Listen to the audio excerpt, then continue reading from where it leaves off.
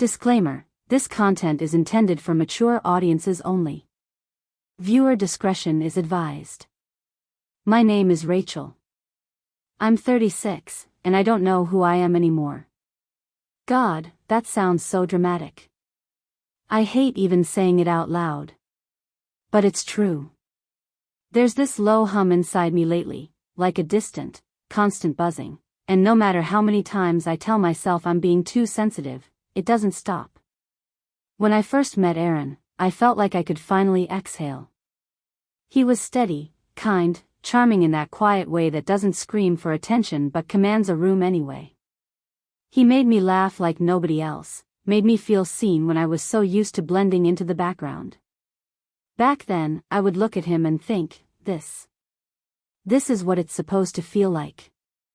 I had Olivia from my first marriage. She was 5 when Aaron and I started dating, and I'll never forget how sweet he was with her.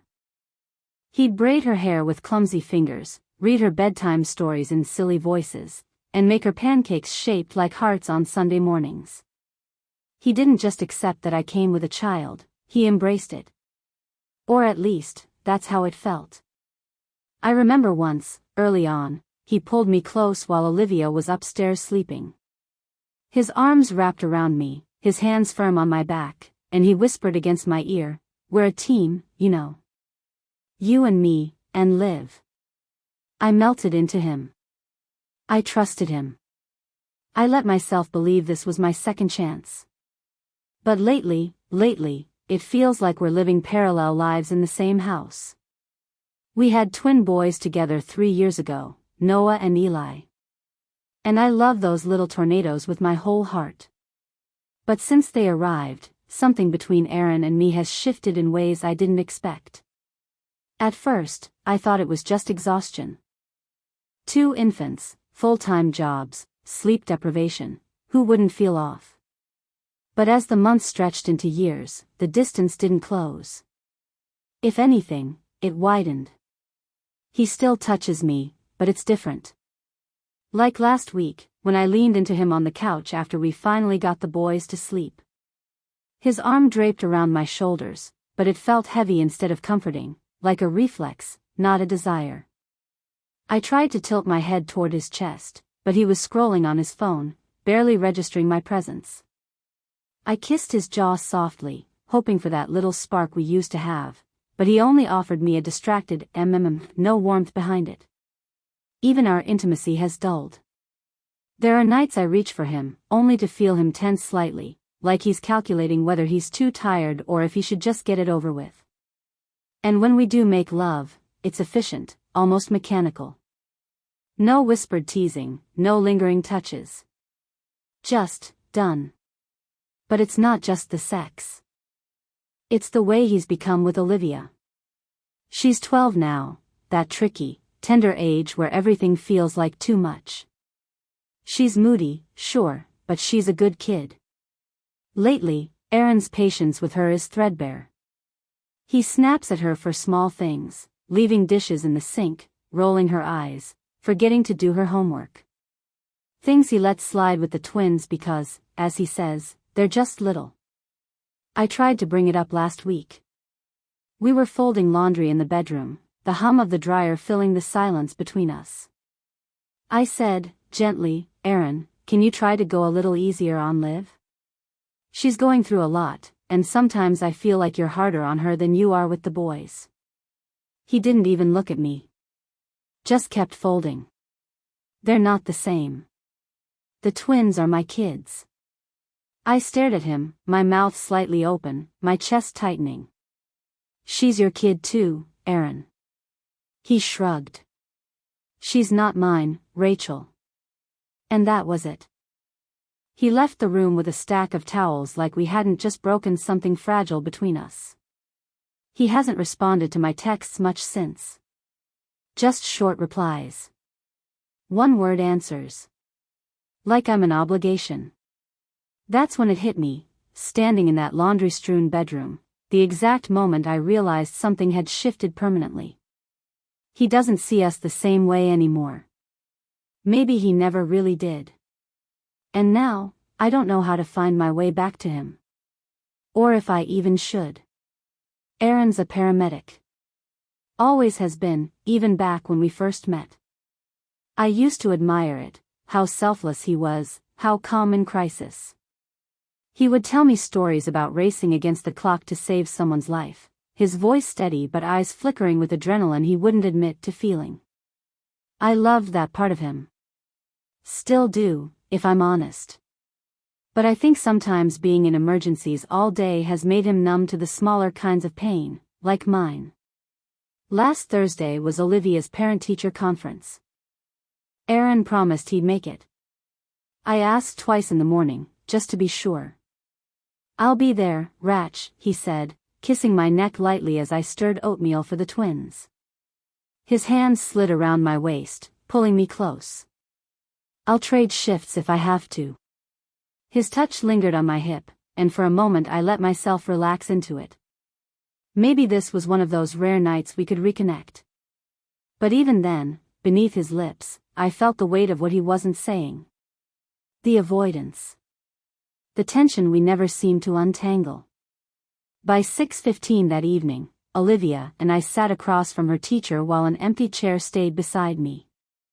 I kept glancing at the door, praying he'd walk in late and apologetic, but he never did. When we got home, the twins were already in bed, and Aaron was on the couch, half asleep, still in his uniform. "You didn't come," I said quietly as I set my purse down. "I got held up on a call," he muttered, rubbing his eyes. "Sorry." "That's it?" My voice cracked more than I wanted it to. He stood, stretching. "Rachel, I can't control when someone decides to have a heart attack, okay? I told you I'd come if I could." "You promised," I whispered. "I'm doing my best." His tone sharpened. "But it's never enough for you, is it?" That stung. And instead of saying what I wanted, "I just wanted you to show up for her, for us," I clamped my mouth shut. Because what was the point? He crossed the room and wrapped his arms around me from behind, his chin resting on my shoulder. "Hey," he murmured, lowering his voice like he always does when he thinks physical touch can fix the crack widening between us. "Let's not fight." His hands slid along my sides, fingers grazing my hips, an invitation I couldn't accept tonight. I tensed. "Aaron, not now." He exhaled, his breath warm against my ear. "Why do you always push me away when I'm trying?" I turned to face him, my throat tight. "Because you're not hearing me. You think sex will fix everything. I need you to listen, not just touch me." He looked wounded, like I had slapped him. "I'm trying to be close to you, Rachel. Isn't that what you want?"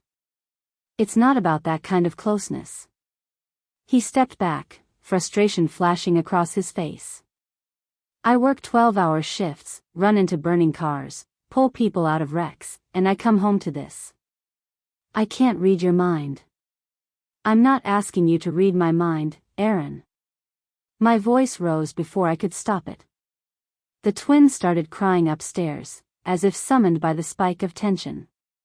We both froze, listening to the wails. "I'll get them," I said flatly, breaking the stare. He let me go. And as I climbed the stairs to soothe our sons, I heard him mutter under his breath, "I can't win." That's what it feels like for both of us now. A game we're both losing, while pretending we're still playing on the same team. Saturday morning used to be my favorite time. Slow breakfasts, messy pancakes, the kids in pajamas a little too long. It was simple, warm. But lately, even the easy things feel tight in my chest. I was chopping strawberries for the twins when Aaron came up behind me. His arms slipped around my waist, pulling me close, his chin resting on my shoulder like muscle memory. I stiffened before I could stop myself. "Smells good," he murmured, his lips grazing my neck. His hands drifted lower, fingertips brushing along the curve of my hips, familiar but heavy. I tried to relax. I really did. "Morning," I said softly, keeping my focus on the cutting board. He nuzzled closer, his breath warm against my skin. "Missed you last night," he whispered. I forced a smile that didn't quite reach my eyes. "You were snoring by 9. Still missed you." His hand squeezed my hip, sliding lower, fingers pressing into the top of my thigh. My body didn't respond the way it used to, that easy melting, that ache for him. Instead, my stomach tightened, a hollow space opening inside me. I shifted, just slightly, pulling away enough to break the contact but not enough to make it obvious. Or so I hoped. Aaron's hands fell away, and for a beat, the air thickened between us. "Everything okay?" he asked, his voice careful now, like he was trying not to spook me. "Yeah," I lied, reaching for the blueberries. "Just a lot on my mind." He stepped back but didn't leave. I could feel him watching me, trying to decide if he should push or let it drop. Lately, that's become our rhythm, his silent calculation, my quiet retreat. "You've had a lot on your mind for a while," he finally said. I kept my eyes on the fruit, feeling the sting behind my ribs. "Well, life's busy." He exhaled, rubbing his jaw. "Ratch. I don't know how to get close to you anymore." The twins started bickering in the living room over a toy, their tiny voices rising. I jumped at the distraction. "Can you grab them? I'll finish breakfast." For a moment, he didn't move. Then he sighed, like he was letting me win something neither of us wanted to fight about anymore. "Yeah. Sure."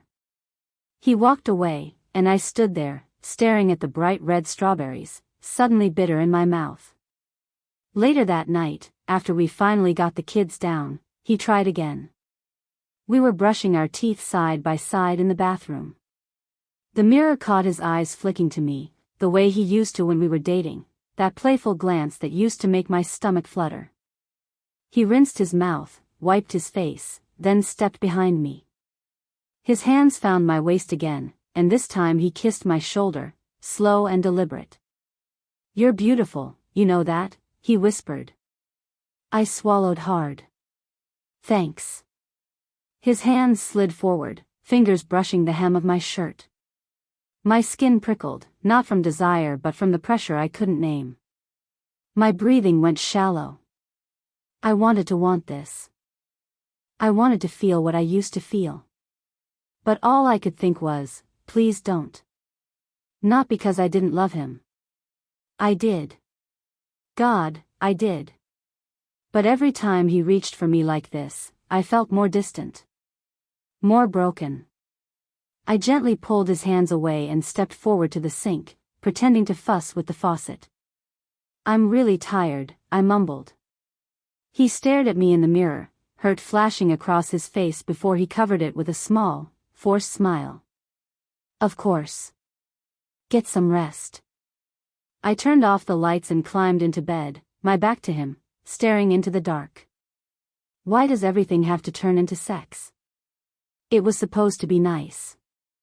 That's what he kept saying. "It'll be good for us," Aaron insisted as he made the reservation. "Just the two of us. We need this."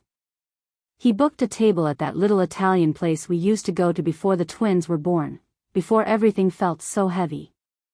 I even let myself hope, just a little, that maybe this would help us find our way back. I wore the navy dress he always used to compliment. He noticed, too, smiled when I walked downstairs, his eyes lighting up for a flicker of a second like the old days. "You look amazing," he said, kissing my cheek. His lips lingered a bit too long, and my body stiffened without meaning to. The weight settled back in my chest. At the restaurant, the conversation started light. We talked about the kids, his shifts, Olivia's latest school project. We sipped wine, picked at appetizers. But underneath it all, I felt my pulse climbing. The invisible distance sat between us like a third person at the table. And then, because life has a sense of humor, the couple at the next table started arguing. Quiet at first, but their words floated over, sharp and cutting. "You don't care about my kids," the woman hissed. You never did. The man snapped back, they're not mine. My stomach flipped. I froze, my fork hovering mid-air, the blood rushing in my ears. Aaron's face tightened slightly, but he kept his eyes on his plate. The words stabbed right through me, too close, too raw. Before I knew it, something inside me cracked wide open. You know what? I blurted, my voice louder than I meant. I can't do this. Aaron blinked, caught off guard. Rachel, you say you want to be close to me, but you don't even see me anymore. You don't see Olivia.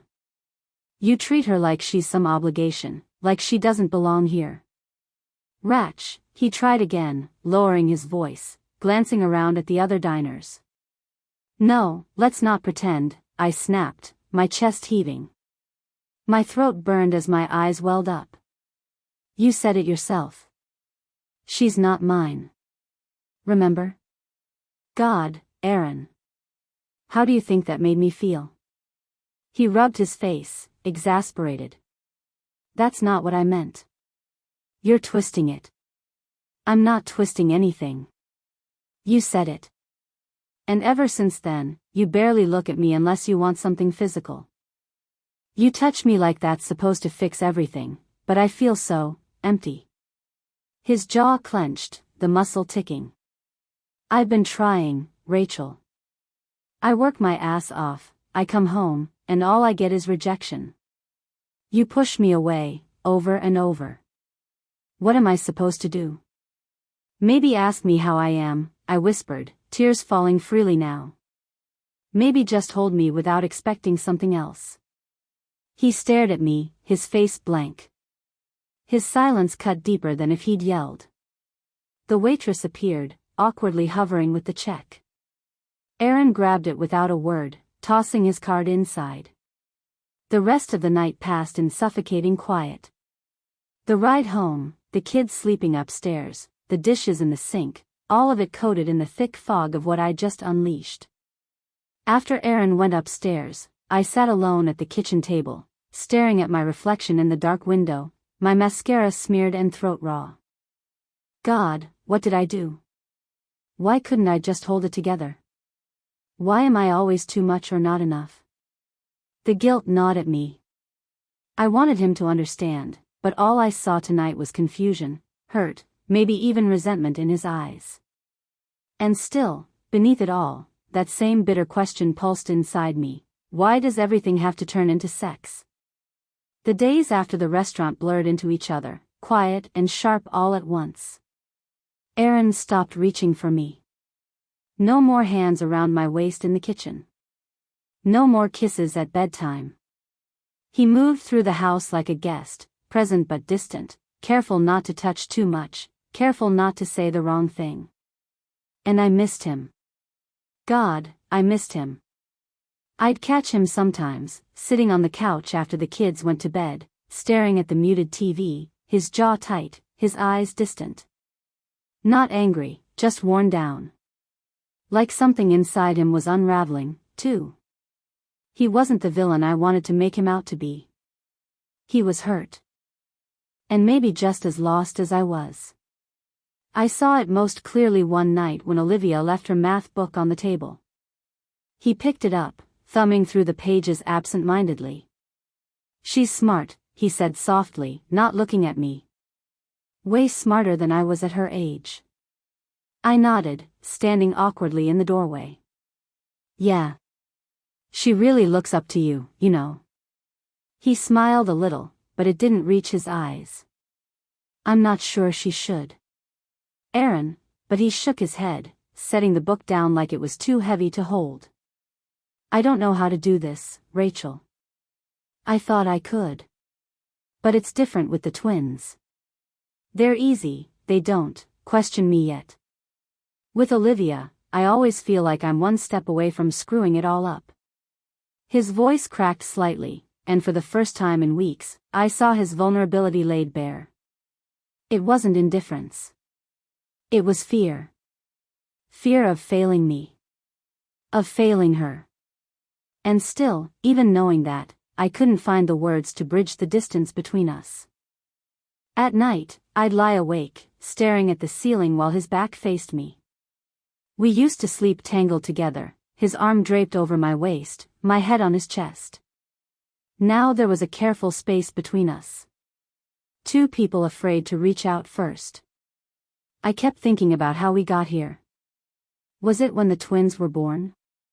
When the exhaustion settled in? Or was it something deeper we both ignored for too long? I used to believe love was enough. But now I'm not so sure love alone can carry all this weight. One morning, as I watched him pour cereal for the boys, I noticed the way his shoulders slumped, like carrying this family was something he was both proud of and crushed under. He caught me watching him and offered a small, exhausted smile. I smiled back, my throat tight. I wanted to walk over, to touch his arm, to say I'm sorry or I miss you, anything to break the ice. But the fear of rejection rooted me in place. Instead, I whispered, almost too softly, "You're a good dad." His eyes flickered with something, surprise? Pain? But he only nodded. Thanks. And just like that, the moment passed. Now I sit here, staring at our wedding photo on the mantel, the two of us laughing, his hand on my cheek, my eyes closed like I never imagined anything could go wrong. I ache for what we were. I ache for him. But I don't know if wanting him is enough anymore. And yet, the thought of walking away feels unbearable. I have to try. One more time.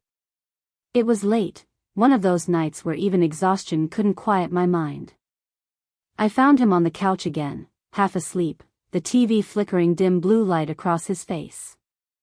His arms were crossed tightly, like he was holding himself together. For a moment, I just stood there, watching him. Memorizing him. "Aaron," I whispered. His eyes opened, heavy with fatigue but alert enough to register surprise. "Hey," he said softly, sitting up a little. "Can we talk?" My voice trembled, but I forced myself forward. No more circling. No more pretending. He nodded, patting the empty space beside him. I sat, close but not touching. "I miss you," I whispered, my throat tight. "I miss us." His jaw clenched. He looked down at his hands. "Me too." The silence stretched, weighted with everything we'd left unsaid for too long. "I know I've shut you out," I continued. "And I know I've made you feel unwanted. But it wasn't about you. It was everything. The kids. Olivia. The pressure. I didn't know how to ask for what I needed." He exhaled slowly. "And I didn't know how to give it without feeling like I was failing you." I reached for his hand, my fingers brushing against his. This time, he didn't pull away. "I need emotional closeness before anything physical," I admitted. "I need to feel safe with you again." His eyes finally met mine, red-rimmed and sad. "And I need to feel like I belong in this family, with Olivia too. Like I'm not some outsider trying to fit in." "You do belong," I said, voice cracking. "But we both have to work on this. Really work. Not just hope it fixes itself." He nodded, his lip trembling slightly. "I want to, Rachel. I still want us." I leaned my head against his shoulder, and for the first time in weeks, he wrapped his arm around me, gently, not demanding, not expecting. Just holding. We sat like that for a long while, breathing in sync, the house quiet except for the faint hum of the fridge. It wasn't everything. It wasn't a miracle fix. But it was something. A beginning. I used to think love was enough. That if you loved someone, deeply, fully, everything else would fall into place. The hard days, the misunderstandings, the exhaustion. I thought desire would always come naturally, that closeness would always be easy, and that the small fractures could be smoothed over with a kiss or a whispered "I love you." But that's not how it works. Not really. What I've learned, and am still learning, is that love doesn't erase distance. It doesn't cancel out silence. It doesn't automatically teach you how to carry each other's wounds. Desire isn't just about skin. It's about feeling seen. Feeling safe. Feeling chosen, even after years, after babies, after disappointments. It's about wanting to be touched because your heart is held, not just your body. I didn't know how much I needed that until it was missing. When Aaron and I started drifting apart, I thought it was something broken inside me. Like I was failing as a wife, as a partner, because I didn't want him the way I used to. I kept asking myself, why am I not enough? Why can't I just give him what he wants? But it was never about sex. Not really. It was about the quiet spaces before the touch. The conversations that didn't happen. The emotional absences that turned physical affection into pressure instead of comfort. And he was lost, too. Trying to love me the only way he knew how, feeling rejected every time I flinched, every time I pulled away. Carrying his own shame, his own fear that he'd never fully belong in this patchwork family we built. I see that now. We've talked more in the last few weeks than we have in years. Real talks. Hard ones. Sometimes we sit on the porch after the kids go to bed, just breathing through the awkwardness of relearning each other. Sometimes we cry. Sometimes we sit in silence because we're both too tired to say anything, but even the silence feels a little softer now. We're not magically fixed. We may never be. But we're both still here. And for now, that's enough. I know now that marriage isn't one long, smooth road. It's 1,000 small reconciliations. A constant choosing. Choosing to stay. Choosing to speak. Choosing to reach out even when your pride screams at you to pull away. And choosing to see each other, fully, with all the bruises, fears, and fragile places exposed. I used to think I was losing myself. Maybe I was. But what I've realized is that losing yourself isn't always the end. Sometimes it's where you find who you really are, underneath the old patterns, the expectations, the quiet resentments. I'm not the same woman who married him. And he's not the same man. But maybe that's the point. We're allowed to change, as long as we're willing to keep meeting each other where we are. And if there's one truth I'll carry forward, it's this: desire without emotional intimacy is just hunger. It feeds nothing lasting. But when love is patient enough to listen, strong enough to stay, and brave enough to hold space for both of you, that's where real intimacy lives. That's where I want to be.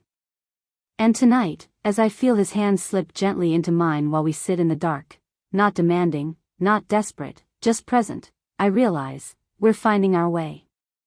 Slowly. Gently. Together.